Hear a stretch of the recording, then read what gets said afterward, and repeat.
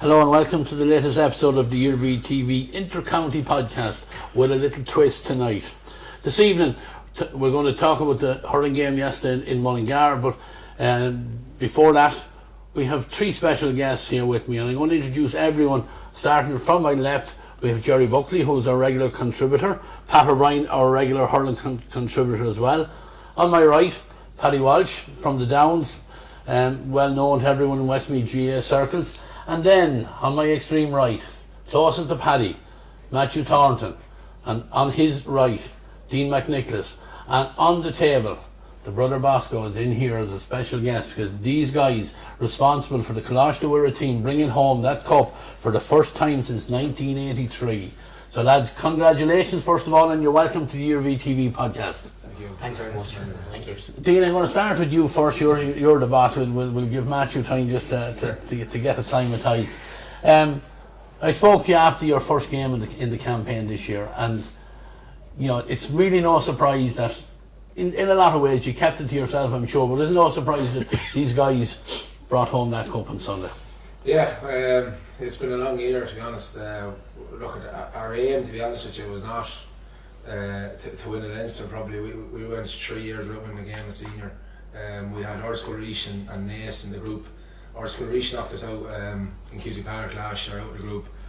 So we them up first and put in great forms that day, and then we had Naas, who won 5 of the last 6 Leinsters, and I think that was the day that we put in a performance where we started maybe thinking, right, there could be something special going to happen here this year. And from that game on, really, we never looked back, and Saturday was just unbelievable. Yeah, and to prove how hard it is to win one of these, is like 1983, the last time Coláiste Mhuire won it, and Paddy, of course, was a member of that team, and he's the link between the whole thing. But I mean that's a long break, and there's a lot of good footballers who've gone through the Coláiste Mhuire, and didn't win one of them. That's some of the best footballers Westmeath have ever produced.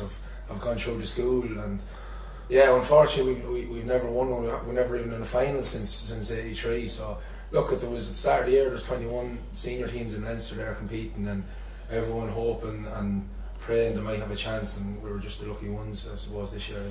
Yeah, well, I think luck comes with a lot of hard work, and was it Arnold Palmer said that the more I train, the luckier I get, and I'm sure you've put a mountain of work into these boys. Yeah, savage amount. Anything we asked of them to give it back in bucketfuls, to be honest with you, we could ask them lads to go through a brick wall and they wouldn't stop. Because we train at 7 o'clock in the morning, and that's even a test for them. But like, we've 33 of a panel, and the lowest I think we've had a training session there this year has been 26. So like, they really drove the standards there, to be honest with you, and it was led by this man here to my left, just an absolute leader. So yes. Matthew, we'll come over to you as well. Tell us how you felt on Saturday when the referee blew the final whistle. What did it feel like? Well, when the referee blew the final whistle, I had cramp, so I don't know, the initial feeling now was just, get the cramp out of me, but I know, it was unbelievable. Like Dean said, like, we hadn't won a game in 3 years. Like, I started playing in TY, and at the start of this year now, I just thought this could be the last year out in the group, finished by November, school football done. But Jesus, like, concentrate on the studies, yeah. Concentrate on the studies, but it was unbelievable. Like, the feeling with 2 minutes to go in normal time, like, I was just thinking, tears were nearly coming down my face. Like, I just thought, Jesus, it's over now. Like, trains in September, and you have nothing to show for it. Like, but bench here and popping up at a point, like, he hadn't scored a point all year, and a corner back coming up and popping a score, and when the final whistle went, it was unbelievable. Dean, I know it's a team game, and you don't like to pick out any individuals, but we have to mention the performance of Will Scahill. And that's not taken away from Matthew and all the rest of them, but he just was a beacon really on it was Saturday. Awesome. It was awesome. If some of the things he did in the pitch, if Clifford did it, the whole country would be talking about it, But he's a name that's going to be spoken about in the Westmeath circles for a long time to come, I think. And what really summed it up was in the 80th minute, going down a cramp 10 minutes before, in the 80th minute going back into the half back line, getting the ball, taking 4 Italian lads on, and then on his right shoulder another 16-year-old Sean Byrne coming up the field, the two youngest lads in the field, and the two of them just leading by example there, as if they've been playing for 3 or 4 years, you know. But no, savage performance out of him, and really needed him there yesterday at times, like particularly with the 2 frees he kicked just outside that new arc in the second half. We were struggling, we were 4 points down, and we needed something to happen, and it was them frees that really settled us and got us back into the game. We got quick scores after that. Yeah, because he only scored 4 times in the first half, but 2 goals from Will, two crucial scores. Yeah. Look, to be honest with you, we weren't that unhappy going in at half time.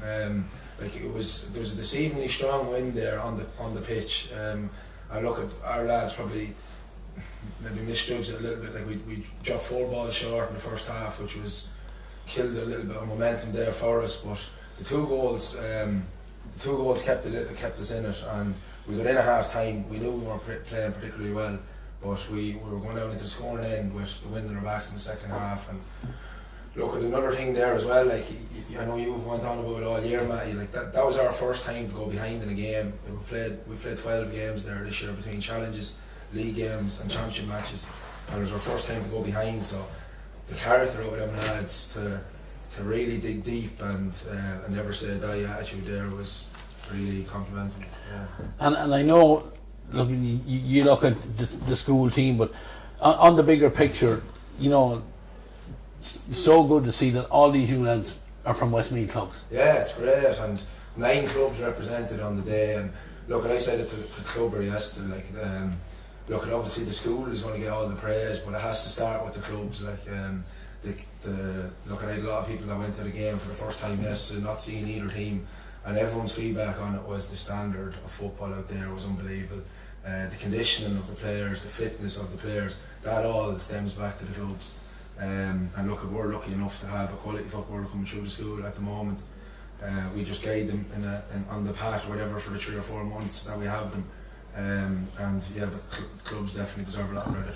And Dean, I presume most of these guys are involved in county development squads, be it minor, 20s, whatever. Yeah, there's a huge amount there. There's intercounty experience from last year, this year there's 17 or 18 of them lads. Like we've lads on the bench there that were in there with Westmeath 20s that are starting in that team there. Like that shows the standard of player that we have.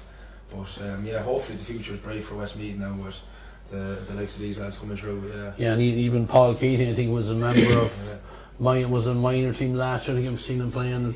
You know, to come in and get that goal. And, you know, had great awareness to to fist it back over his head, like into the back of the net. Yeah, he's a lad who would play anywhere on the field. Like under 16s won the Leinster School last year, and he was in goals. And then he was the minor county goalie last year as well, playing outfield for his club. And look, he came on yesterday and watched the game back there today. He made a huge impact. Like you're just hoping when you bring these lads in that they'll impact the game in some way or form. But even outside of the goal, the amount of ball that he was on and the ground that he covered was brilliant, and that's all you want from a young lad when you bring him in. Yeah, Gerry, do you want to come in there?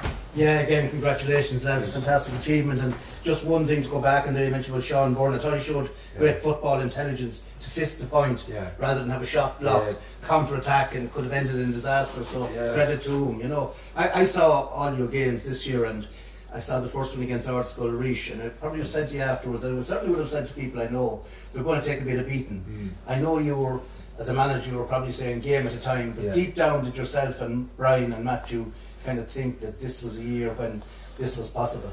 Well, look, we're probably lying if I said no, but at the same time, like, we've just preached every week is just taking game by game and not getting ahead of ourselves. And it was the exact same, like after the semi-final, we had 3 weeks, and trying to keep a lid on the emotion that came around Mullingar was hard.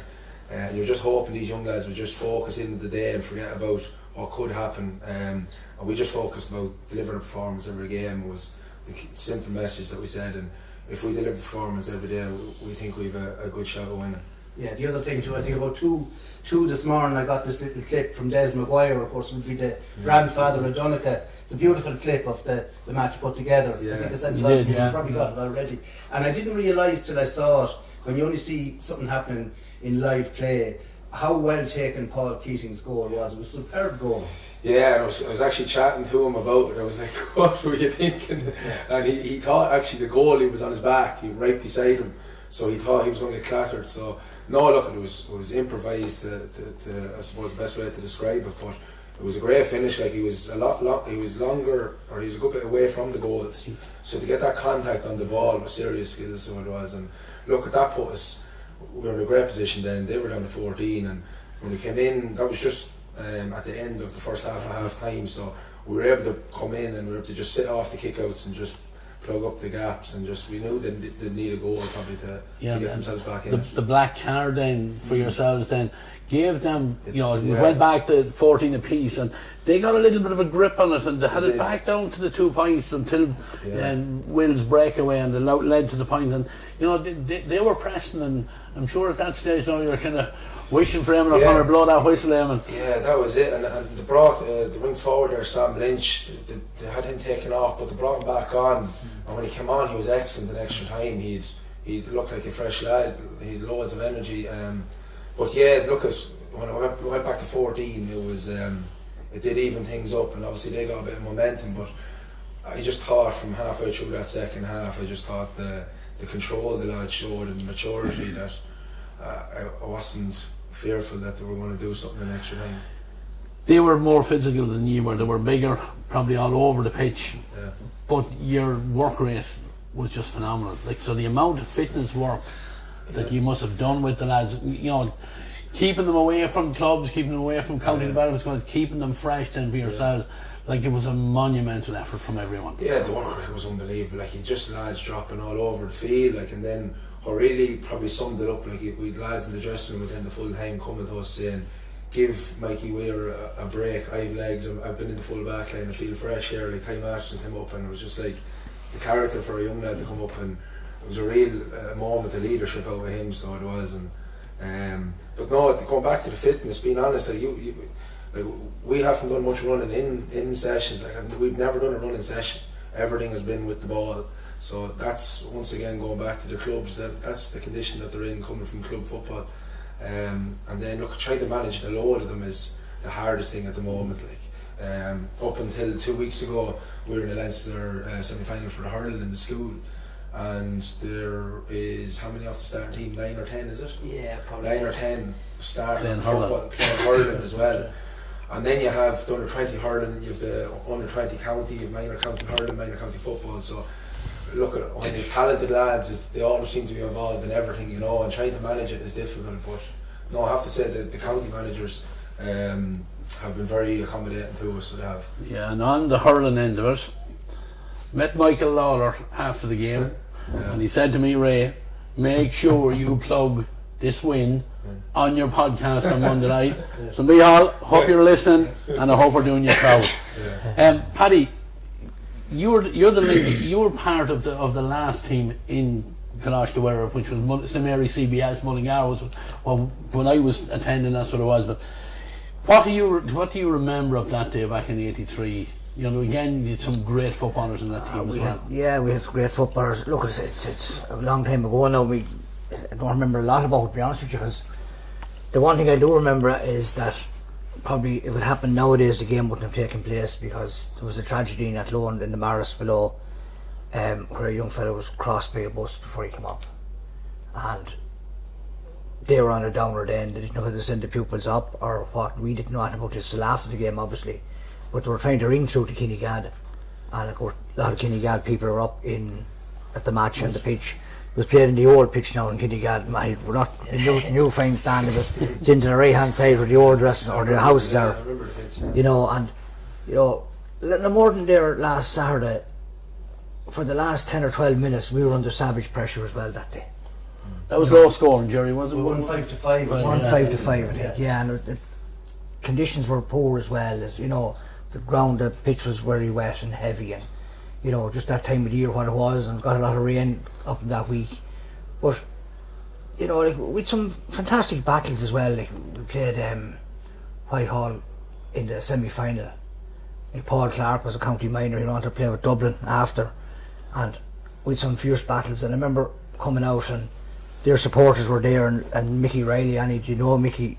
Yeah. Mickey, he's not that tall, but he was even smaller when he's at school. At that level. but they were shouting at him, you know, who's the little fella and all this sort of stuff, and it stopped after about 10 minutes because Mickey had 2 balls in the net. You know, and that was a great boost for us, and we drew with them, and then we went on and we got them in the semi-final, you know, and it was probably we didn't realise what we were after doing, let's say, in 83, you know, more so than Matthew and the boys. You don't know the magnitude of what you're after doing, you know, and it'll take years for it to sink in, you know, and like you were talking about, you cramped after 80 minutes of football. Yeah. Well, I can tell you here now, I floated out Tullamore last Saturday. I absolutely floated out. I was delighted that you're after winning it. Yeah. You know, it was such a pleasure to see. Your work rate was absolutely outstanding. Your work at the ball was brilliant. Will Scahill, obviously, because he scored whether 2, 5 or 6, he'll get the headlands. But you put a ball into him for the second pass, for the second goal. Yeah. And the senior intercounty footballers wouldn't see that pass, number one. And not only was a great pass, it made the goal. Will didn't have to break stride. He popped it in front of him. If that pass is made later on the championship or the league finals or championships with RT Sean, they'll show it and they'll see him. But that, to witness that sort of stuff, to witness Will's run the last and then his maturity then to give it to Sean Byrne, and his maturity, as Gerry said, boxed the ball over the bar. Yeah. You know, when the goal was on, but he done the right thing. You know, the work rate was unbelievable. He was, you know. It was unreal all day. Like from every game this year, the work rate. That's what's brought us to this point. Like you said, at times we're a bigger team. Like they were the bigger team, but we knew going into the game, if we brought that same work ethic, like we were going to come home with that cup, and that's what we did in the end. Like. Yeah. And like I seen you their semi-final against Maynooth out in Killucan, Gerry, and they didn't want to play football at all. No. They parked everybody in, you know, but he kept the ball and worked it over and back. Kept probing, kept punching, playing against the wind and the hill in Killucan as well. Yeah. And you got a good start with the goal, and then just in the second half you were just awesome. You know, you blew them out of the water. Like you could have won by an awful lot more as well. Yeah. You know, like, but any game to have, Gerry'd always keep me updated. A few earlier games of that array.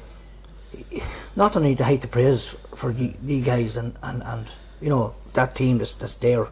You know, and as well, reps, you said there's a good sprinkle of clubs throughout, you know, on that team, which is fantastic to see. Proud there for them as well. Like, oh yeah, definitely. The whole, like, you know, a couple of young lads there from the Downs as well, they'd know them, and like, you know, see them last Saturday evening as well, so happy, and their parents so happy, you know, and every, like, there you Donica Maguire, you mentioned there as well. I was talking to Des after, and he was delighted, and you know, and even Paddy Tom Orsby with Chris Dorr. I know he's not tugged out, but hopefully you get him back. A huge loss, you know, and young Leach is a huge loss as well, you know. Yeah, Leach is back training. Is he good? The last week or two, so he is, but look, it's great to have him back. Oh, it is, just the one thing I remarked about last Saturday, it was just how calm and quiet you were on the sideline.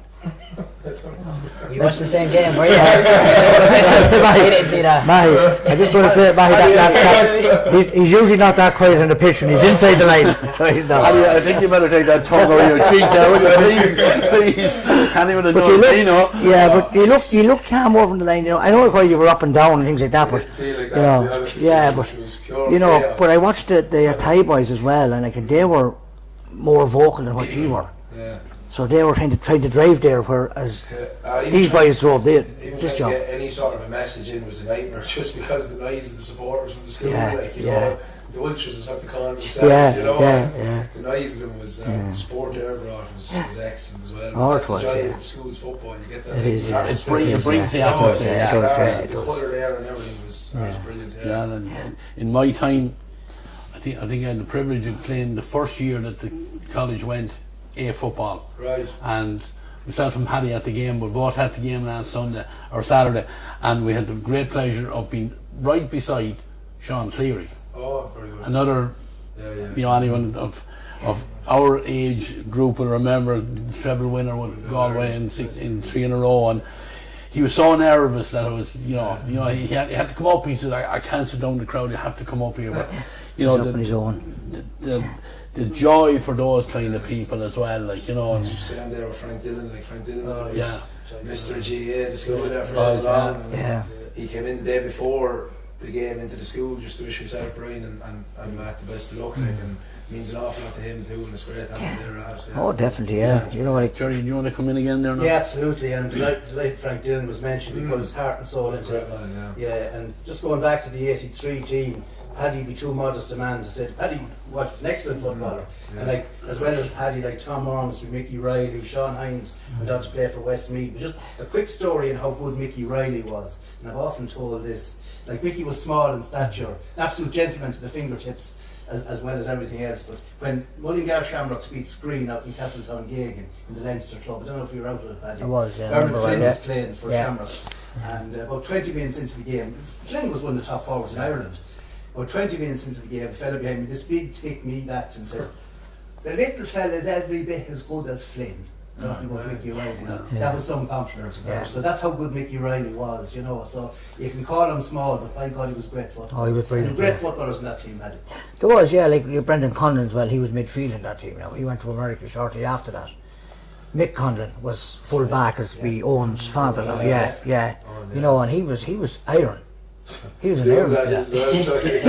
Mick knew no fear, and he was just iron. You know, you have like Stephen Fagan was in goals, Paul Rowan. John Scally was another lad. He was played football with Delvin there, more known as the Hurling with Jordan. He was on it as well. You know, I think Pádraig McCarthy there from the Downs, he was on it now. But some of them boys didn't really push on and play for us. Patrick Doherty was on as well. No, some of them didn't really. Mark Kelly was on as well. He Again, was again, another man in America as well. But like, some of them lads didn't really push on and play for Westmeath after either. Like they went away, Mark Kelly left, and so did Brendan and things like that. You know, Pádraig McCarthy moved off down the country. But like they didn't, you know, but hopefully you boys will push on, you know, and that's, now, look, time will tell as well, but you know, you have the potential to definitely drive football and Westmeath on. That's, you know, the absolute truth, you know, like, and you have good squads coming behind you as well in there. You know, like under 16 or it's like we've won all the Leinsters on offer there in football. We won the last year, we won 3 out of 4, we won the first or the second year under 16. And then the big one there this year, I suppose, it's great. It's unbelievable success for school for the Oh, absolutely, definitely. Definitely. Just to add in as well as Micheál Conlon's son, you know, and obviously Tom Ormsby's son being on the panel.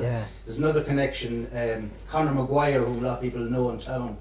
Conor was on the Ballyfin team that won the Leinster in 1957, and he's grandfather of Oisin O'Hara. So I know he was a very proud man. I was talking to him after the game. And I think a bit like Paddy Walsh. I think he about floated out of the stand as well. I think Pat, do you want to come in there? Because I know you would have followed this brother Bosco through your brother Aidan, who was involved with good counsel down the years. Yeah, look, it's not the first time I actually saw the cup, but I wouldn't have a huge, I suppose, knowledge of the competition. Now, I did play back in the early days, 70s, with St. Finian's, but we always entered it and lost it nearly in round 1. But in them days, but heartiest congratulations to the boys. But like, it's fine having a fine bunch of lads, you know, but an awful lot of the credit and everything must go to management lads, you know, because to keep a bunch of young lads from 9 different clubs grounded and focused and ready for battle every time is a huge undertaking. And I know myself from my playing days and then management days, it's that bit of nervousness is always there when you're a manager. You're all the time on, you know, wondering, is this fella doing this? Where is he tonight? Well, I hope he didn't go out at the weekend. These little things. And Matthew and his friends and all that don't realise the amount of effort that them 3 men are after putting in for you. I know, but we've seen it, like they've been unreal this year. The 3 boys, in fairness to them, like everyone would vouch for me, like saying it, like the work they've put in this year has been unbelievable. Like every morning, I said it in the speech there on Saturday, like every morning you come in at 8:30 and the 3 boys would be in looking at videos, they'd be doing tactics. Like every lunch break was nearly giving up for a meeting. Like it was just then training before school, it was after school. Like the hours they put in this year, like we can't thank them enough. Like that's I'm glad to hear that, because that is exactly what you need. You know, but the big picture is not finished. Like you know, you've another day out. This cup, you celebrate it and you draw a line under it, because you have a big match coming up against the Mayo champions, which would be the Connacht champions, and that's your next target. And there's no reason why you can't get over the line there, because you'll have a huge momentum now. You have huge fan base you know, and obviously you have a very, very talented team, and great credit must go up to the college in St Mary's for not just football, hurling as well. They really have come to the fore in the last couple of years. You know, like they have been fighting a huge battle down the years, but now they have been recognised as a dual club in the school, you know, and dual players and whatever. So, you know, I'm glad. And the one person I thought of today, like, was Frank Dillon. Frank soldiered and soldiered, and he nearly soldiered individually a lot of the time. You know, whether it was self-inflicted or not, but he would have been the proudest man, I'd say, that stood in St Mary's down the years. The fact that you go over the line. I played under Frank when I was in there for 6, so I know exactly what he's like and know the effort and time he put into it. But he's over the moon. Just finally, I have a brother down at a good council college, and he thought he's actually retiring this year. But he won that cup twice, and he went on to win an All-Ireland in 1999. Indeed, and one of the names he had on his team was the Irish prop forward Tyke Furlong. Was one of his main men at the time. And to look at Tyke today and say how will he play football, but he was one of his main men. But you know, so I wish you the best of luck going forward, boys, and hopefully, like, you're doing the county credit, like, it's a fantastic achievement. And look, it took Paddy's. I'm sure they didn't realise that it was ever going to take such a long time to come around again. So these things come, you enjoy them at the moment, but if there's something else to grasp, and there is that's what you focus on. Definitely. Just to say too, this is a book I brought out in the Hogan Cup, and Aidan's photograph is in that team in 1999, you know, as joint manager of Good Counsel. So he's the only Westmeath man ever to have managed a Hogan Cup winning team until Dean McNicholson, 2025. No pressure, Dean. But yeah, Pat's alluded to now, Dean and Matthew, both team. I presume you said on Saturday in your speech that there was going to be a great night held in Mullingar. I hope it was, but I'm sure now, Dean, everything focuses now on Coleman's at Claremorris. It is, the work has started already, to be honest with you. Now we're meeting again tomorrow morning now before school just to get the ball rolling again, and it's an unbelievable opportunity for us, and it's don't come around too often, so it's important that we take it. So yeah, back training now tomorrow, and Claremorris probably Saturday week with no venue, probably tomorrow evening. Do you know anything about them? Have you got a chance to see videos yet? Or got to see a little bit there today and stuff. Yeah, I looked at a great team. Bet Summerhill there by a goal at the weekend. Summerhill would have been favourites for it.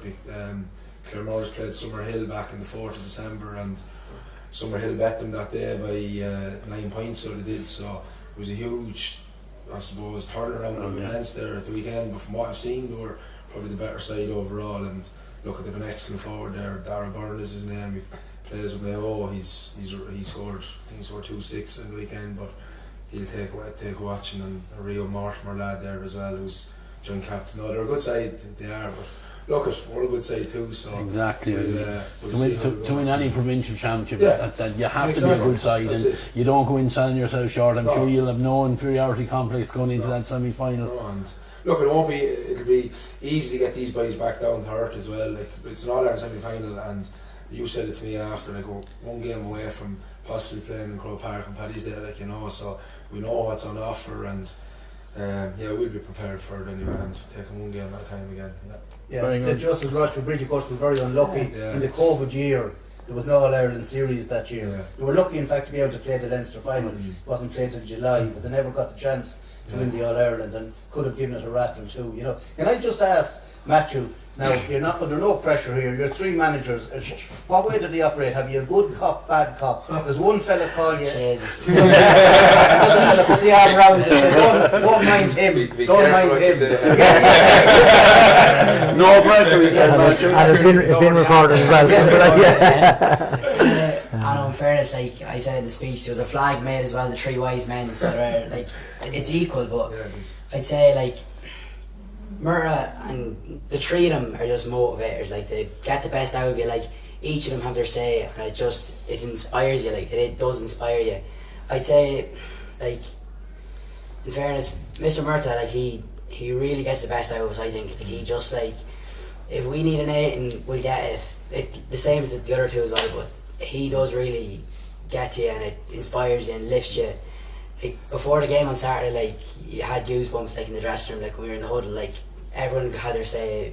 Burton, McNicholas and Carney, and it got the best out of us. Like, I know the first half we left it behind us, like we could have played a tiny bit better, but jeez, now when we came in there at for extra time, like, that was just the team talk out of the 3 boys was just, that's what got us the cup. Like, just I'm not going to say who's the bad cop, who's the nice cop. Like, the three of them have their fair share of everything, and fair play. I thought it was going to be simply to say he did all he ate. I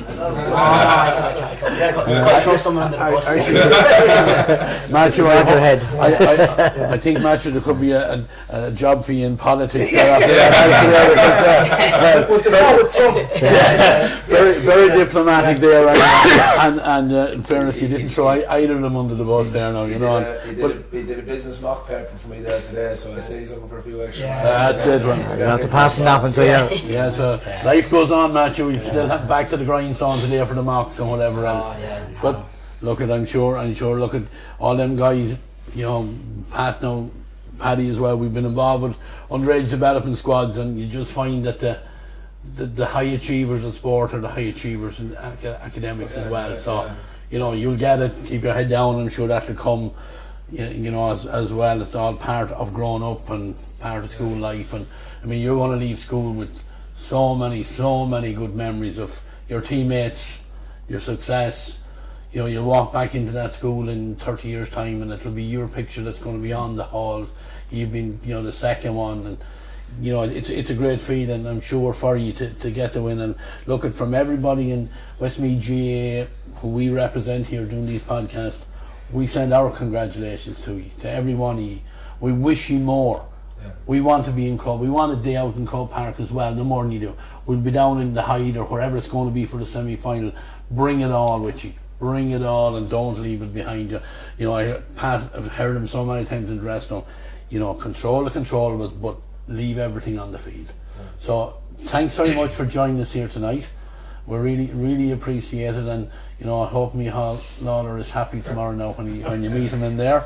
And I won't mention the junior hurling semi-final, Micheál, not tonight anyway. I sickened you outside of Tullamore on Saturday, so we won't mention that again. Look, the whole school is behind you, the whole of the centre of the county is behind you, all the clubs, everything else. So the best of luck going forward. It's a brilliant trophy, and congratulations. So thanks a lot for having us in as well, and no, look, thanks a million, and hopefully we'll be back in with maybe another one. Absolutely. Thanks very much. Look, lads, absolutely brilliant. For our viewers live on here, we're going to let the lads go, because we're going to talk about the hurling game yesterday in Cooley Park. Paddy's going to stay with us as well, because I want to pick his brain a little bit on the setup of the football. Paddy, of course, is the kit man with the footballers. He's actually been in there longer than I think most of the players. He's gone through 3 managers at this stage. He's in his third set of managers. So you don't want me around yet. But look, Matthew, you have a bit of studying to do at home, so we'll let you leave. So Dean and Matthew, that's the manager and the team captain. Congratulations again, and thanks for joining us. Thank you. Well done, lad. Thanks very much. Sign that before you go. Sign that before you go. Thanks, Dean. Cheers. Thanks. Take care. Yeah, bring brother Bosco with you as well. Thanks very much. Thank you very much, lad. Thank you. Okay, lads, continue things on from that. It was great to see the two lads, and great to hear how things went for them. You know, myself and Paddy were both in, and Gerry was in O'Connor Park on Saturday, and it was a brilliant, as a past pupils, two of us anyway. It was great, proud day to see the CBS winning that one. Sunday, Gerry, Pat, we went to Cooley Park again, and I suppose after the performance in Belfast the week before, we probably didn't know what we were in for. But Pat, it wasn't. Oh, first and foremost, it was a total turnaround. You'd have to give credit where credit was due. It was a huge performance-wise as regards. We asked for a performance last week. We said that we weren't happy with what we saw up in Corrigan Park, and that we said if that attitude and everything was the same, we'd be going nowhere. But the performance was up to 100%.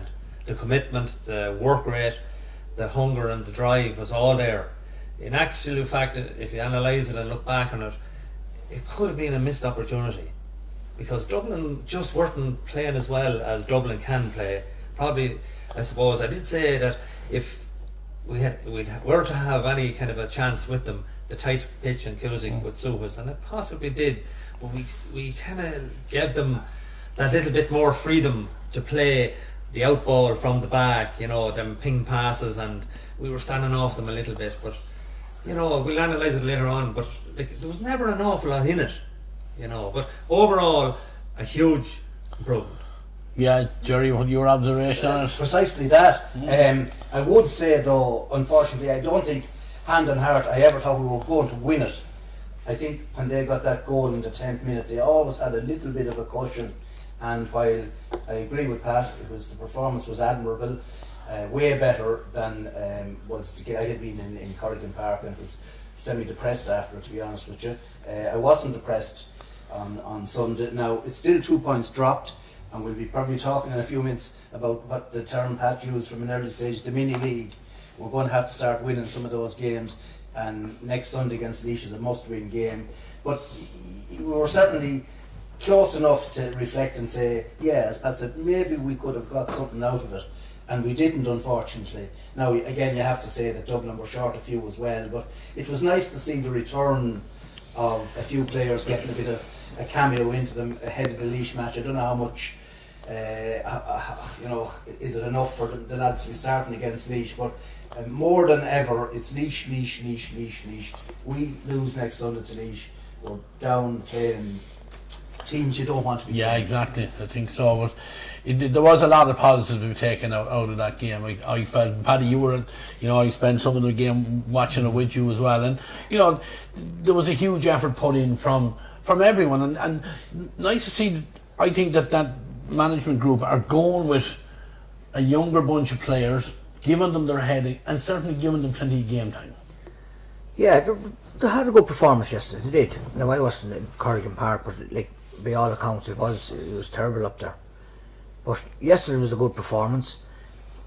Probably, as Pat alluded there, we let them out too easy from the back line the whole time to set up, score. There seem to be lads all coming off the shoulder the whole time. This management group, it's a new outfit that's in. They're definitely going with a younger squad at the minute anyway. And the important thing, as you said, is they're actually giving them game time. It's not just 10 minutes or 7 or 8 minutes at the very end. Oh, well, sure, you got a chance the last day. Some of these guys will have to take maybe 3 or 4 games before they really know what intercounty hurling's about. Now, I know you're talking about the mini leagues, Pat, and you're dead right. Laois next Sunday is a massive, massive game. You still have to blood these lads, even though you have your tried and trusted lads there. But you still have to bring them on and get them used to it for further on down the line. But having the likes of Niall back is a huge plus. David Riley back, a huge plus. I'd have no fear of pegging in either of them men next Sunday. Either of them. Because both of them are quality hurlers. They're as good a forwards as what's in Leinster on their day, and they've proven that.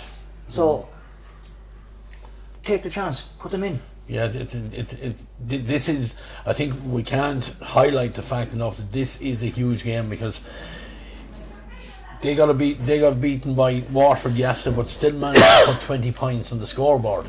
It was down in Waterford, so they're probably taking a little bit of a mild victory out of that one as well, where we're maybe doing the same kind, but next Sunday it's 2 points or bust, really.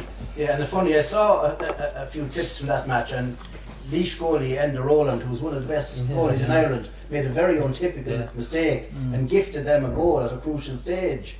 And these are the type of things that sometimes can happen. The weaker county when they need a bit of a break. So, but Laois will have no fear coming to Cusack Park. Over the years, Laois have a very good record against Westmeath. The last few years, we've managed to overturn them a few times, but Laois would have no fear of Westmeath, not whatsoever. And what struck me, one disappointment about Sunday, and Pat talks about being a tight pitch, it is. Even in a tight pitch, the number of Dublin scores where lads were, and it's a term I'm always writing down little notes. Said last week, a thing I often write down is needless free, and every now and then I write down acres of space. There was lads poking the ball over a bar in acres of space. That's a worry to me. Now you're the hurling expert. Yeah, well, I mean, if you were to look at the first half, Westmeath got some very, very good scores in the first half, but they had to work extremely hard for them. And all of a sudden the ball was poked out and Dublin had a score back. It was so easy for the Dublin. Like, they went short, we gave them the puck out, but we didn't close up behind. They always seemed to be able to find the next pass, 15-yard pass, the next 15-yard pass, and always found a man. So in other words, what's my issue here? My issue here is we're not up tight enough, we're not in their face, we're not pushing. I felt we should be pushing more forward on their puck out, so that we weren't allowing them to get that little bit of space. But in fairness to their forwards, they kept rotating all over the place. You know, there was a lot of movement in whatever they were doing. The only forward they had was, after a little bit of difficulty, was Herderman, I think, the full forward. And they had him gone after 20 minutes. You know, but physicality, they had it on us. You know, they were a big, strong team. You know, there was times we were winning ball, the likes of him and Peter, and we just couldn't get out of the tackle. We couldn't make that yard or two to deliver a better ball or get away. And even in the finish of it, Joey won a ball down the line and he just got smothered up by two players and he couldn't break loose and he overcarried the ball. You know, that's physicality. That's where, you know, we have to learn. Well, if we're not as physical as these other teams, well, we have to be quicker. We have to be thinking quicker, we have to be moving quicker. You know, so scoring wise, like the first score we got, I think, was Darren McCormick got a fantastic score. He caught a ball, moved up the wing and stuck it over. But then he drifted. I think it was a good while before Dara actually came back into the game, and the only real aspect I thought that he contributed later in the game, he caught a great ball in the second half and he threw it out to Eamon Cuneen and he stuck it over the bar. But at that stage, and I even had it in my notes, it was 15 minutes in the second half and that was our first score in the second half.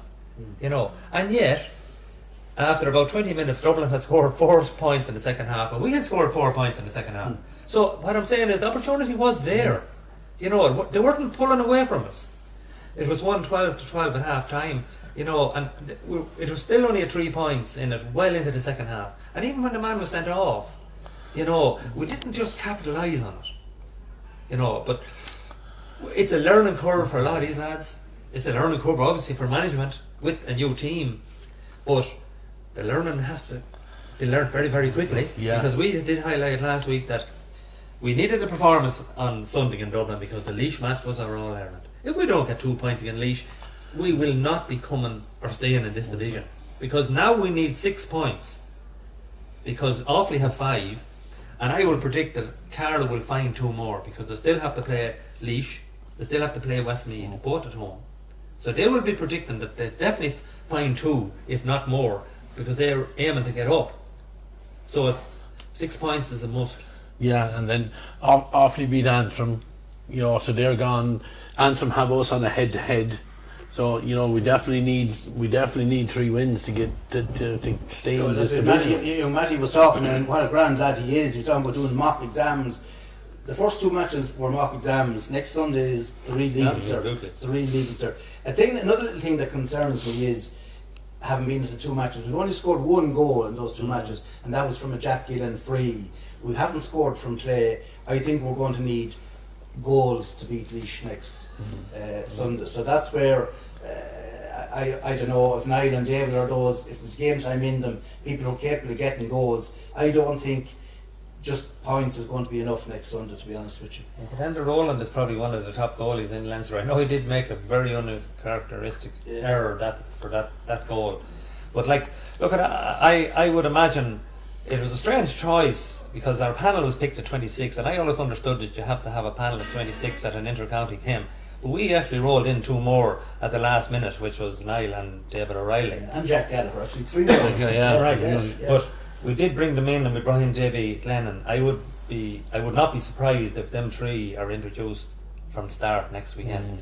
Now, in all fairness to the 3 of them, they have very little done. Yeah. So they're going to have to rely on instinct, their own ability, you know, whatever the knowledge they have of playing. But Laois are going to come to Mullingar a lot more happier than they were after the first match, because they did perform very well below in Waterford. You know, they did hang in that game for a long number of time. You know, and they are a team that Westmeath, it's in the balance, always in the balance. Westmeath and Leash. Yeah, it can go. It can go, and it has gone either way. It can go either way. They relegated us Absolutely. one year. We won a league. We relegated them another time. You know, the last game we played them was last year in the McDonagh, in a dead rubber game where they really changed their whole team going into a week before, 2 weeks before a McDonagh Cup final. So like really you can take nothing from that game. Like, you know, that's a non-entity. But looking back on that game yesterday, you know, we had an injury after 5-6 minutes, which would have upset. You know, I'm sure management's plans are, because they're playing Robbie kind of back closer to the middle of the field. But again, they brought on another young player, Rory Keys, come in there, and again, it was good to see the confidence in that young man. Let him come in and find his place, and he worked. You know, he worked hard, and like that's the one thing we questioned. The attitude, I think, in Belfast. Oh yeah, well the attitude was 100% yesterday. Yeah. You couldn't fault anyone as regards attitude. Like, I mean, David Williams scored 5 points from play, but at the same time he will be disappointed with his free take. At this level, a free taker at this level you can only allow him to miss one. You know, he has to be a 9 out of 10. And I wrote down that once, I think David missed 2 65s and possibly 2 frees. Yeah, you know, and at one stage it was only 4 points in it, and 2 of them came in the second half. You know, that's nothing to taken away from his performance or his ability. It's just these things happen. It's easy for us to sit in the sand and say, oh, well, why didn't he put that over the bar? You know, but it's a cold day in the month of February. The pitch is heavy. You know, he's after maybe getting a wall up maybe 5 minutes before that. He just mightn't just be feeling the best. But if you look at all the big teams, once they get free, they know. They know. You know, and that's what you have to be running at. So hopefully he'll put a bit, you know, extra effort this week just to refresh what he's doing all year, because he's been, you know, he has been a 9 out of 10 all year. He needs 9 out of 10 next weekend. Yeah, I can't afford, because and you know, in Cusack Park, and Roland will be pointing almost from his own 45 means again. But again, Jack Gillen, I think, hit 2 wide yesterday. Shorty Wolfen said after the game too that there was a swirling wind. He was asked about David's free take. There was also, I think, in fairness, there was one. He got one. He got the look wide. All was wide. We all thought it was wide. And the Dublin management were going. The Dublin management after the game, they wouldn't comment on the ref. I think he was afraid. You know, between the sending off and other things, said, I'm better off saying nothing here now, I'll get in trouble. So that says it all. Yeah. But one definitely looked wide to me. Well, there was a strange call by both umpires at that end, because David O'Reilly actually scored what looked like a good point. And he waved it wide. And we actually got the one that David Williams had hit, which, in my view, and I had it straight behind it. I couldn't understand how he. Paddy, you know, you were standing that down, and you thought the very same thing. The one that David Riley was definitely over the bar, boys. It was definitely 2 foot in. You know, I couldn't understand why he was waved wide. You know, and both of them, one lad came round, the lad next to the scoreboard actually came in a foot or 2 behind. He had a great view of it, but the man on the post waved it wide. He actually stayed back like that, so he had to see it going over the bar. It was like, I couldn't believe it. You know, well, that's a good from our perspective that David O'Reilly got 2 passes, 2 balls, and he basically put the 2 of them over the bar. Like Jack Gillen as well, he came up to hit a 21-yard free, and we got a 65 out, but we got nothing out of them 2 passes to play, and that's a killer as well. You know, apart from the few frees that David missed as well, which you normally miss now in fairness, he's a good lad. But like that happens, and like, but as you say, he'll have to just, you know, have to upstairs now. He can't let that affect him, and I don't think he will, because he's a good hurler. He shouldn't let it affect him anyway, because he has the talent. He's really a man to score. But just you saying, Pat, you have to be a 9 out of 10 at this level, and more so maybe in the lower divisions, because every score counts on them. Every score. Just looking at the Waterford Leash match yesterday, Waterford ran at Leash and they got a lot of frees. We need to be prepared to move the ball, attack, and win your free, because if you get your free, like, it's a huge opportunity, especially this time of the year, like, you know. But a few little things, you know, the energetic of Peter Clark is there every time to be evident, but he also has to understand that, you know, you win the ball, you move it, play off the shoulder, lad into someone quicker. Don't be taking on a big fella that's dead straight in front of you. You know, he tried it a couple of times yesterday. It was the wrong options. He's a young lad learning his trade. You know, he has huge ability, but he has to understand the simplicity of the game. You know, keep it simple. Find that person that's off your shoulder, or find that quick snap pass or whatever it is. You know, so there was positives, but there also was an awful lot to work on. Yeah, oh, absolutely. Another one of the positives, I don't know whether people listen to our podcast or whatever, but we complained, you know, last week about, you know, one particular player we picked him out was Shane Williams. You know, and we thought it was very unfair to him to be playing him in a corner forward when in club hurling here for the last 2-3 years he probably was the best wing back on view. And, you know, they at least gave him some sense of freedom to put him out around the middle of the field and let him get involved in the game. And I thought that was a positive for him, because he's a young player. We're going to need him going forward as well. But he was whipped off again, I think. Yes, he was taken, yeah. I'd like to see him finish again. I think his confidence will improve by getting the full 70-something minutes. And it's not for me to pick the team, but I was a bit disappointed he was taken off, personally, given what we had been saying, like that he was being whipped off in every match. You know, I'm sure he played at a certain level. I didn't. I'm sure that gets to you. Yeah, well, I mean, he probably is a confidence player, and I mean, his confidence all during the club championship was sky high, because he was performing week in, week out. Like, you know, I would like to see him further back, because even if he went in the full back line, the corner back or wing back, he mightn't be the biggest of men, but his stick work is very good. He's very intelligent with the ball, and he's a great striker at the ball. You know, so I don't rightly know, but I think we have a serious issue at holding the middle as a number 6.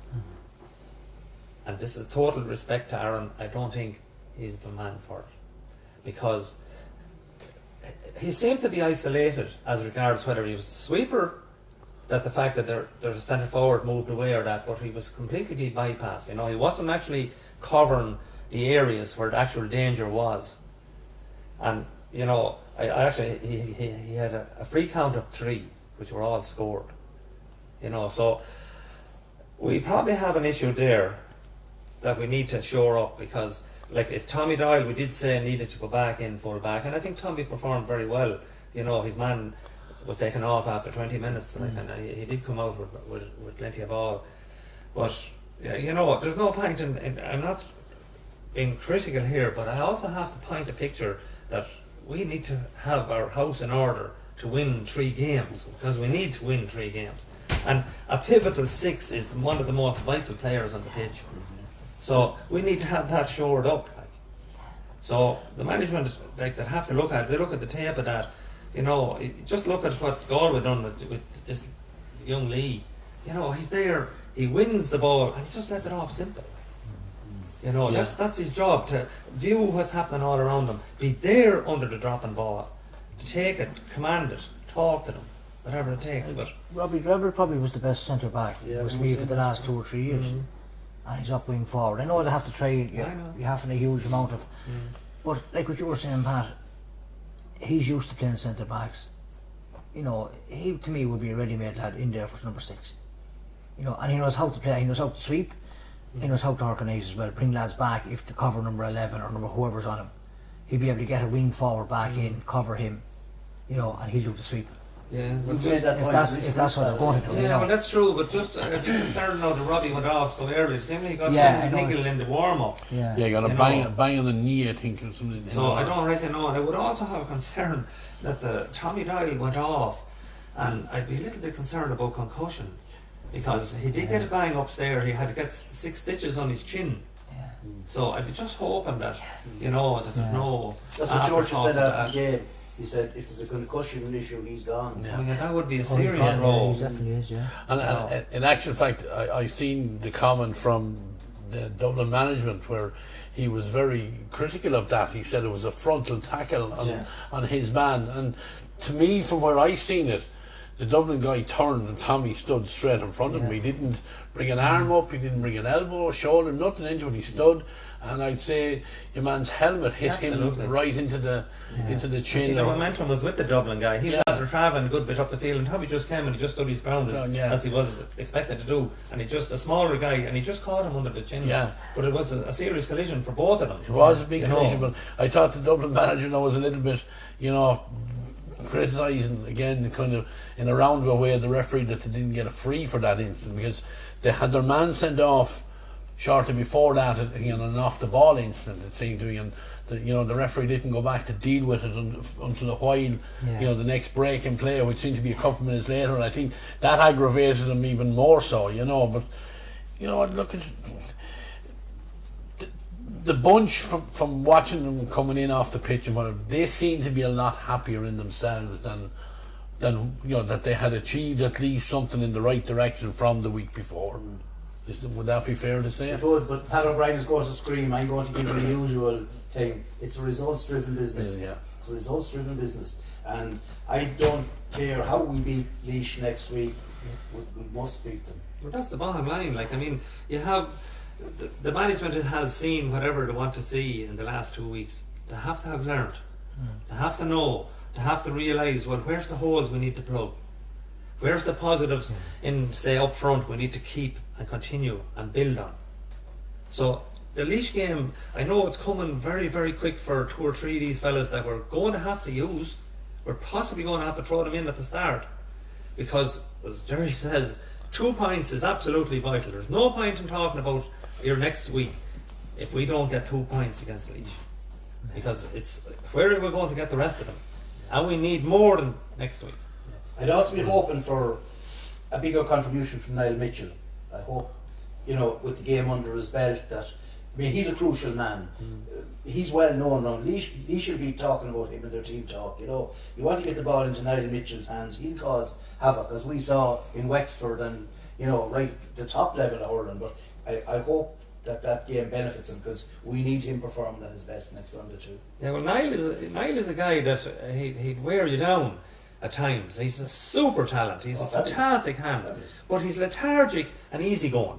He's the kind of a guy that just needs a rattle. Because next Sunday, if Niall started, wherever he started, he needs to say, "Well, give me the ball, get it into me, and I'll do it today." Now, I'm glad he did get the game time, but things didn't go right for him yesterday. It didn't. What you'd say is it didn't stick. The high ball was going in, we were hitting them long high balls. Jack Gillen was trying his best to drive it every time. It just didn't stick. And when they don't stick to you, it's difficult for a big man to get it back off the floor. Yeah. But if he gets it in his hand at all, he has that ability to shrug off the defender, either go for it himself or let it to someone else. Well, he is a vital cog, but on yesterday's performance, it wouldn't be accepted.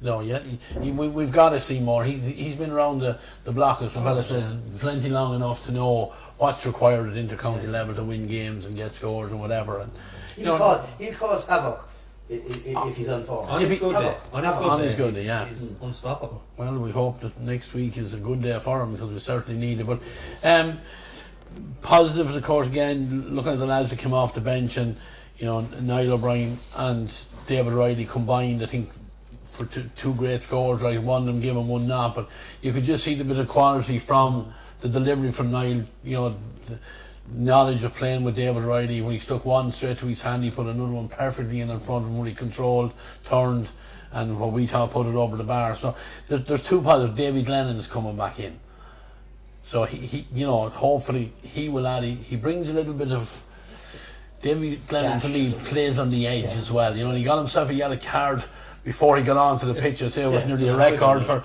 I think he was fighting for David Williams' free. I think, to make sure the referee didn't change, or the linesman didn't change his mind on it. But he ended up getting, a card over, which meant then he had to curtail himself a little bit then.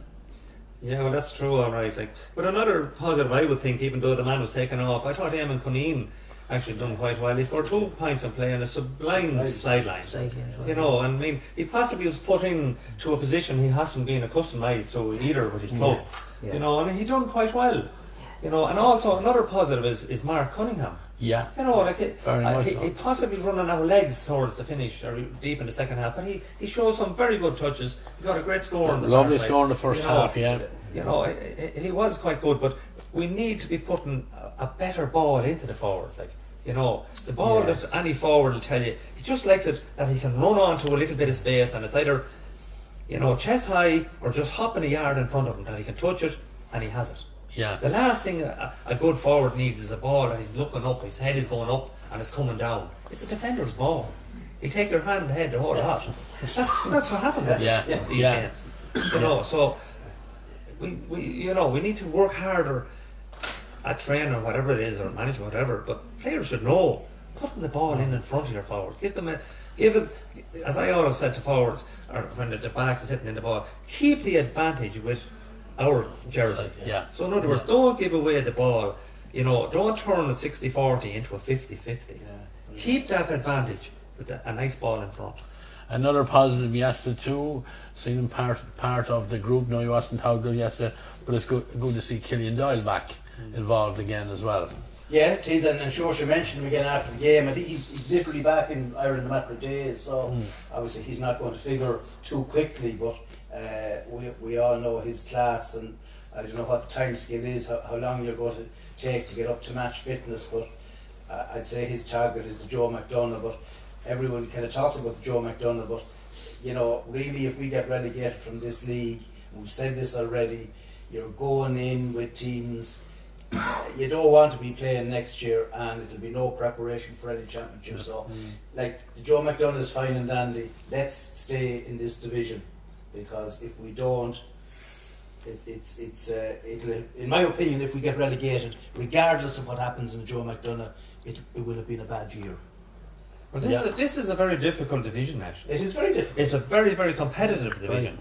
You know, like, I mean, even the results went yesterday, like Antrim gave us a trimming, in all fairness, in Corrigan Park, and they come down to Tullamore yesterday, and they were absolutely blown away by Offaly. Davy didn't know whether to talk or cry or give out or fight. He didn't know what to do because he couldn't understand. In that, he usually takes the option of fighting. With that, It was the first for everything. Last place you want to start fighting is Tullamore. You know, a biffo hits you, you'll know. But at the same time, Offaly will have gained super confidence from that. Yeah, definitely. You know, because that gives them more momentum going forward. You know, a young team. You know, like young lad like Ravenhill, Dan Ravenhill. He's only out.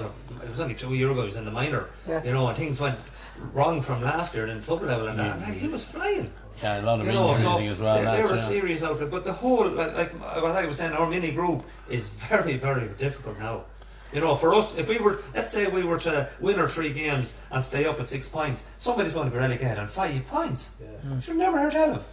And you'd have to say, as a game at a time, but you'd have to say, based on what Offaly did, the way Offaly played against Antrim, our level of performance, even the improved performance against Dublin, you'd want to up that 100% to compete with Offaly. And that's in O'Connor Park as well. Go to Offaly as well. They're on a high, and when Offaly get on a high, you all know the way the Offaly mindset. You get on a high, unlike us, the fans grow in behind them. There's a bit of a buzz, and they're in your face. And well, if we beat Laois next Sunday, we'll have enough of fans in Tullamore when 2 weeks comes around, because the Hurling people will realise, well, there's something, these guys are putting in the effort, there's something here, we'll keep going, and a local derby is always a grand day out, you know, so there's no issue with that, but that's down the line. Next Sunday is D-Day, you know, we've highlighted it from the first podcast we've started here, you know, that you target what you really can achieve, and we said that Dublin and Waterford are possibly on paper have been, and over the last number of years, a little bit ahead of us or whatever. But I mean, Dublin weren't, you know, there was times there yesterday, and I was in the press box there, and I was saying, this game is here. We're here. Do we really, you know, we weren't pushing it down, you know, we weren't pushing in to take it, and we gave them the last 10 minutes, they won it. Like. Yeah, speaking to one of the backroom team yesterday after the game, and a little bit of lack of belief in us. Looked like, you know, and that's what he felt, that, you know, like you said, Pat, that game was there if we had maybe pushed on a little bit more. Well, you see, it looks at times that we're afraid to go and win it because we're afraid we might lose it. We have to be brave enough. If you have an extra man, throw him up there. That's where the danger is. That's where you're going to win it. You're not going to win it by defending. You're going to win it by scoring. You've got to push forward the whole time and go for it. Cut loose and go for it. And don't be nervous about conceding or losing, whatever. You know, I always seen the club level, the worst thing you can have is a lad at the back that's kind of loose. Suppose they'll be covering everyone and nobody knows who's covering who, and all of a sudden, oh, I thought you were there. No, you were there. Whereas if it's 1-on-1, everyone knows their job. And everyone, and have faith in the 1-on-1s. And then up forward, push forward for it. But look at Dublin finished the game very strong. The last 10 minutes, it was complete control from Dublin. They had less players than we had, but they ran the show at the finish. Yeah, they looked like they had more of us. They did run it. But it'll be learning, we will improve from that. One other issue has nothing got to do with the team. The pitch is very difficult in Cusack Park at the moment. It's out there, you know, there's only been 2 games in it since we played in it at Castletown last November. And it is, and the weather hasn't been that terrible poor as regards a lot of rainfall on that, but it's cutting up shocking. There's no grass whatsoever. Now it is going to be the same for both teams. We played it in it now, and we know Laois are coming, expecting probably a glossier surface and what they're going to get. Grass, and it's not there. It's not there. It's not going to be there, and it's no fault of the county boards or anyone really. It's basically down to too much traffic in 2024, you know, and it didn't get a chance to recover, and it's not going to grow grass in January, February, you know. So it's an issue that's there, but we've no choice when you get home with it. But it is difficult for players, you know, first touch, getting the ball up quick and running to snap it up and that. But it's just a small thing. But a good positive also is a goalie. He's very commanding under most balls in the attempt, and he's a great strike at the ball. You know, the only issue I would have, if we have a free in the half back line, we slow it down too much by asking him to come out to hit it. Like, instead of, I would suggest that whoever is fouled, hit the free quickly. The forwards are up there waiting for it. The opposition defence won't be set, but when they see the goalkeeper coming up to hit a free, everybody's set. The whole defence from the opposition is in an organised position to defend that ball. Whereas if the wing back, let's say Rory Keys or Owen Keys is coming out with the ball, or the jogger or whoever, put the ball down and hit the free. And let the forwards realise that whoever is hitting the free is going to be the man that's fouled. It's coming to you straight away. The element of surprise. They're all things, Pat, that management can be working on. I'm sure they should be working on at this stage as well, because, you know, if we can see it, you know, hopefully they can see it as well. I want to move on, Paddy, because I want to come to you a little bit, because, you know, we had only one half of the county in action this weekend, but next weekend you were involved very much with the senior footballers at Kitman. You have a long drive ahead of you next Saturday down to Park and Cleve to take on Cork. Just a quick word, we never really got a chance to get talking to the new management there, but, you know, from your point of view, how has it been working? This is, I think, it's the third set of management that you've been involved with the Kitman. How are things progressing under this regime?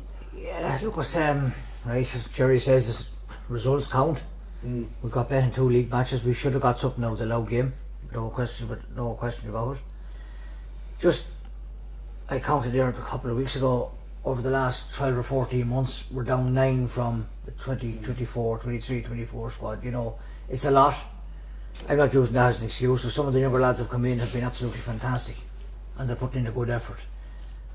Dermot and Mark, Dermot McCabe and Mark McHugh and Dermot Scully are the 3 boys and doing the training with the boys. With these new rules, they have to think fast and learn on their feet. But training has been going well. You know, you're playing a more expansive type of football. You're still conceding an awful lot though. But I just read something there where Jimmy McGuinness said there last week that it's nearly impossible to defend with these new rules. It's nearly impossible. You know, we got punished big time in Monaghan last week. Any mistake we made, they punished it. And not only did they punish that mistake, they won the kick out and got an extra point on top of that, maybe 2. You know, we gave away a bad goal just right before half time. You know, a mistake coming out again, 3 points in it, all of a sudden there's 6.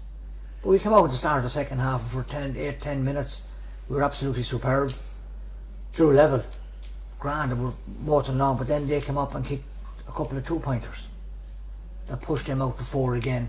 They always had that cushion, and we were chasing at the very end, and a long kick out, and we stood waiting for a ball, and they nipped in and got it, and it was the last play of the game, and near enough to it. Look, training is going well. Cork next Saturday evening is going to be a huge game for us, no more than the Hurlers on the next day. We have to get something out of that Cork game. We have to get something out of the Cork game. Injuries again is playing a big part. We trained last week, and over a panel of 36, we 20 training. 11 lads injured. You know, with hamstrings and knees and groins and things like that. And that's the workload that's there from these new rules and the training that they have to do. And it's just, you know, it's non-stop. It's just, you know, and they're getting looked after well. They're trying to get them back in. Sometimes they may come back too soon, and then they're gone for another couple of weeks. From the first to the second game, we lost our midfield during the week from training. You know, which is a huge loss. Like young Brian here and a young lad at Cork, man, he played with Shamrocks there for the last year or two. He came in, he's been after a good find, a good lad. Like he covered, I think it was 12.2k against Louth in 70 minutes football.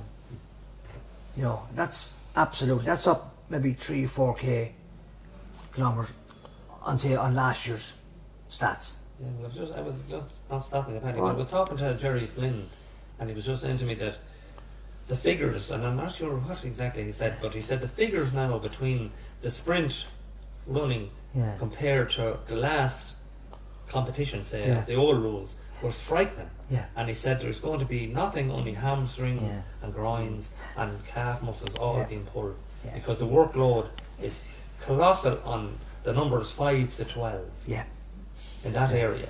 And unless you have rest periods, and even if a lad gets through a game or whatever, he's expected to be training again Tuesday night, he really needs bigger rest periods. That's where a huge panel has to come in. And the management has to have confidence, obviously, in that panel, that he can say, well, I can rest you today and chance another guy. But the figures are frightening. They're absolutely frightening. I do see them now. Look, I'm old-fashioned more than the rest of us here, but you know, they're reading a lot into these stats. But like that, what I seen with Brian Gavin was absolutely, you know, and then there was like Sam McCartan and Luke were up, maybe up around 11 and a half. You know, that sort of stuff. Unbelievable. You know, and that's in 70 minutes football. And a lot of that is sprinting. That's a lot of that is flat out running. No, flat out standing tip. Like the Dublin game, Dublin played Donegal here 2 weeks ago. Last 2 weeks ago. They lost 3 players in the first half with hamstrings, and Colin Bosco went off in the second half with a hamstring as well. So they lost 4 players, and Bosco he missed the Sigerson Cup semi-final last Wednesday night over it. You know, so the workload is huge for them players, and we're lucky enough that there's Charlie Drum's involved with the Sigerson now next week, but we had 6 and 7 and 8 and 9 lads playing a Tuesday night and then coming back to us training a Thursday night. You know, the workload, as you rightly said, it's colossal for these lads, and it's not been managed by. And I'm not going to blame management teams. They have to get the best out of their teams, but every competition seems to be stuck together there. You know, and to me, the GAA made a huge boo-boo in bringing our All-Ireland finals and trying to run our leagues in. Like, you have it next Sunday, but the Hurlers going to play Laois. That should be a week's break for them. I think they're going to play 4 matches in a row. Well, they have a break the following weekend. But then, in fairness to them, that game was a cancellation there. I know, but they're not allowing for that. Like, what was wrong with having the hurling this week and then a fortnight's time another hurling, instead of having the 2 or 3 games together? Like, the footballers played 2 Sundays in a row. Well, the hurlers actually played 3. All the hurling leagues got 3 games in a row. 3 weeks of hurling in a row. But like the football had 2. They had to have a break. Yeah, but that's an awful workload on our hurlers as well, Pat. Oh yeah. You know, like they're doing the same training.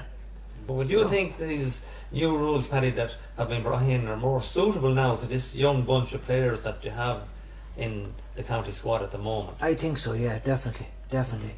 You're going to have a lot higher scoring matches, number one, and that has been proved. Look at any of the games, the scores are up through the roof. I tell you what it's going to bring back too as well. It's going to bring back the art of defending. Whereas, say, the last few years, if I was a cornerback marking you, Ray, all I do is run over and back with you and follow you no matter where. I done a good job in you.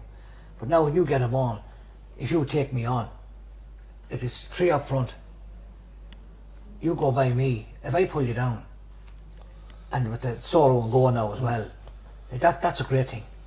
That's absolutely brilliant, I think, because you're just gone and you can't stand in front of me, because next thing is brought on 50 yards. It's into a scoring area then all of a sudden. But the younger lads will buy into this big time, you know. They will buy now. There's going to be great difficulty, obviously, at club level. You know, that's where the heartache is going to come. But for county levels, lads, it will improve the game, and it has improved it already. Like, I don't know who Seamus Connery said to me recently. It was Seamus. He says, at least you can watch the bloody game now. Well, I started looking at it now. Oh, sure, there you are. There you are. I mean, it's entertaining, Yeah. absolutely. Yeah, you know. But I feel sorry for the lads. I mean, the workload is... is unbelievable. The day here against Loud, the fitness level of these lads was unbelievable. Yeah. That's the first game, first competitive game. That's January. Ronan Wallace was up and down the field, and it wasn't just running. It's one thing running up and down the field, but he had to control the ball as well. Yeah. And maybe watch for a lad coming in with a big hand to tackle him and whatever. It's colossal job. Yeah. I was saying there, Paddy, too, they're talking maybe tweaking stuff. Something I think should be tried is increasing the number of subs and having rotating subs. Like that, I don't know how many subs you can name. Let's just say you can name maybe 10's going overboard, but they can come on and off. Yeah, and then I think give lads a little bit of a break or something. They'll have to do something with that, because like amateur sportsmen, I agree fully at the with top level. Amateur sportsmen, I don't know how they're doing it. Like, that's astonishing. Think of a fella running 12k, a lot of it sprints in 70 something minutes. I agree fully with you that the subs has to be increased, and like, you have 26 of a panel there. What's wrong with having unlimited subs? Unlimited. Then from rotating, that 26. Yeah. Like, why hold on to 5 or 6 or 7? You have 26 intercounty footballers there, and all you're doing with 7 or 8 of them is put them on the pitch after the game and running them. The last 15 minutes is where a lot of these games are won. So you're bringing in fresh legs the last 15 minutes. Of course it's going to be hell. You know, look, that's for the powers of Jim Gavin and these boys that bring in these rules. But you know, I say like they definitely will tweak it. There's a lot of talk about the 2 mark going. The 2 points. 2 points for the outside the mark. Yeah. You know, if you got 3 or 4 of them, you're out of sight. But it was the same. Like, we played Monaghan. Luke kicked 2. All of a sudden we're gone from, I think we're 7 points. We're only now 3 points behind. See, it brings you back into it as well. I think it's good. I like that part of it. Even in looking at the match there, a little bit of the video of the St Mary's match, I think the young Scahill scored. No, they weren't 2-pointers, but they were outside the 40-metre D. They were, you know, and he was topping them over as well. Like, but just looking at the Westmeath panel, if you're after playing 2 games so far, Paddy, and you're talking about the injury list so high already, you have another 4 or 5 to go. Yeah. And I mean, there's no easy game in your group. So no easy, you might have to bring your chogs for the latter end of this competition. And he did 12k in a season. But you could always put in the decimal point. 1.2. For 0.12 maybe. But in all honesty, I mean, it's going to be. You see, this is where the big counties will benefit because they have huge turnover of players. But a smaller county like Westmeath, you know, they probably have their panel of maybe 30, 35 players, whatever. 35 or 60. You know, but all of a sudden, you fall under the 30 mark. That's hamstrings don't recover overnight. They don't recover overnight. Like, I don't think, I can't see Brian or Ray, I'm not sure yet now, but doubtful they'll be back for Saturday. You know. Yeah. So we're going to have to go with a new midfielder again, you know, that put Wally midfielder the last day, and he done very well in it. But he could play him in goals, he still do well, you know. He's we were saying here about scoring 221, which is fantastic, but 229's an enormous amount to concede. He has no chance of winning the game again if football. Oh, you haven't, no. So I'm sure the management are. Oh, they are, like, they're working on it hard. Like, it's just, you know, you have young lads in it there now that, as I said, they have to learn how to defend now. See, and that's the big thing. You know, the art of defending is going to come back into this big time, where the good cornerback or the good fullback will be showing up again, you know, and you'll see even our own lad Luke now, who's a playing well at the minute. He's going well, and hopefully keeps going that way. You know, like a forward like him, plenty of space there. Before this, he was passing the ball, he was getting cramped in. He was running into my man and your man. You know, the whole place blocked up. Now there's space. You know, so look at it. The boys are good. I'll have to say that. They are good. They're very hands-on. You know, they're not walking around with their hands. The three of them are very hands-on. They all take their roles in the training session. They do their bit and things like that. You know. And like I know you're saying that they're the three outside guys. We have, you know, Damien Healy and Niall O'Brien as well. Yeah. I'm sure. So. You know, two selectors as well. There. You know, as well. They're all. Look. They're making a great effort, the players, and that's one thing, and they're willing to do it, and they're willing to learn. And when you've a squad of players willing to do that, you have a chance, you know. Yeah, absolutely. So, look, we're going to Cork next Saturday. It's vital we get something in Cork. There's no point saying different, you know, because then you've Cavan and Meath. You're running out of games. Really. Yeah. So if you got 2 points, you know, it's all of a sudden you have Cavan at home, you've Meath at home as well, you know, you've Down away. Never much between us. Never much between us, you know, like. But you have a good record in the latter years against Cork. You have, it's been okay. Well, yeah.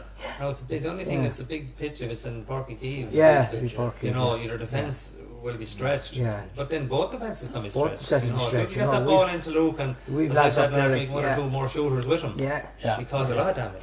You will, you know, and if that sort of space is down there, the likes of Ron and Wallace running through there, he'll finish for you too, you know.